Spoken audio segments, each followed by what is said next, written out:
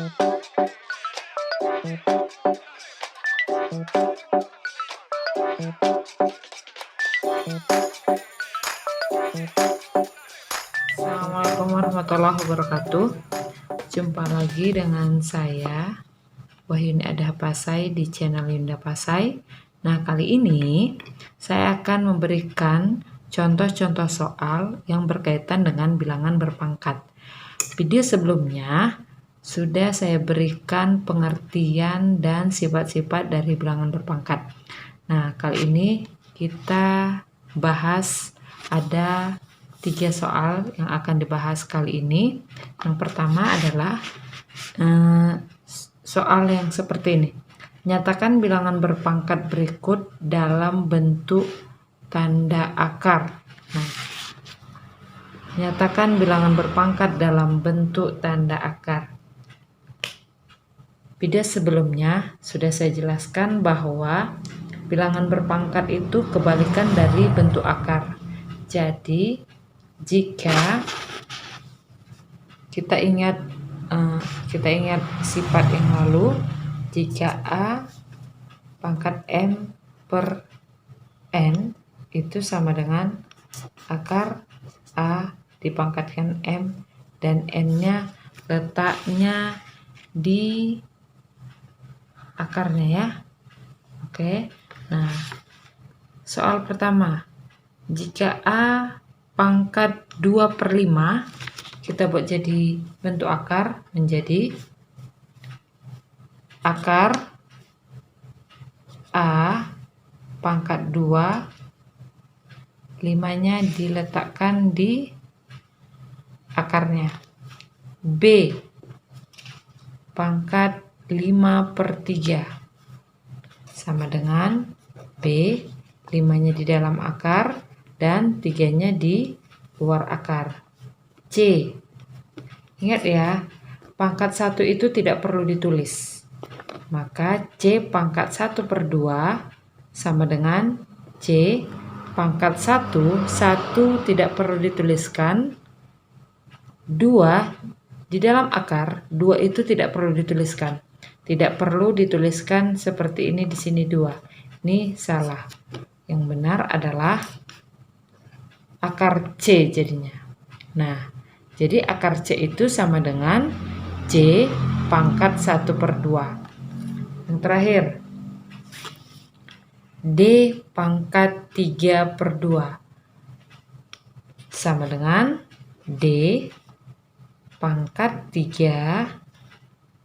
Ingat, kalau 2 tidak perlu ditulis. Makanya kalau D pangkat 3/2 sama dengan akar D pangkat 3. Gitu aja. Oke? Paham untuk menyatakan bilangan berpangkat ke bentuk akar? Jika belum paham, perhatikan lagi ya. Nah, sama dengan seperti ini, akar 4 itu sama dengan 4 pangkat 1/2 ya. Kalau misalnya akar 4 dijadikan bilangan berpangkat ya. Jadi 1 dan 2 dibentuk akar. 2 itu tidak perlu ditulis. Kalau bilangan berpangkat, setiap pangkat 1 itu tidak perlu ditulis ya. Oke. Yang kedua, sederhanakanlah. Ada 4 macam juga yang mau kita sederhanakan. Yang pertama itu adalah 8 pangkat 1/2. Menyederhanakan, kita lihat angka yang bisa kita sederhanakan. Sederhanakan sampai benar-benar sederhana. Seperti angka 8. 8 ini kita sederhanakan menjadi bilangan berpangkat. Berapa pangkat berapa sama dengan 8, begitu ya. Jadi kalau 8 ini kita buat menjadi 2 pangkat 3. Benar ya, 2 pangkat 3, karena 2 pangkat 3 itu kan 2 kali 2 kali 2 ya. 2 kali 2 4, kali 2 lagi 8. Oke, benar ya. Jadi 2 pangkat 3 itu 8-nya. pangkat setengahnya baru kita buat lagi. Nah, karena 8 itu 2 pangkat 3, masih ingat kan sifat bilangan berpangkat? Pangkat bilangan berpangkat jika pangkat di dalam kurung ada 3, lalu di luar kurung ada lagi pangkat, ya. Pangkatnya ini dikali. Oke, jadi sama dengan 2 pangkat 3 kali 1/2. Seperti ini. Sama dengan 2 pangkat 3 kali 1, 3/2. 2 pangkat 3/2. Sama dengan kalau mau kita jadikan bentuk akar menjadi 2 pangkat 3. Akar 2 pangkat 3.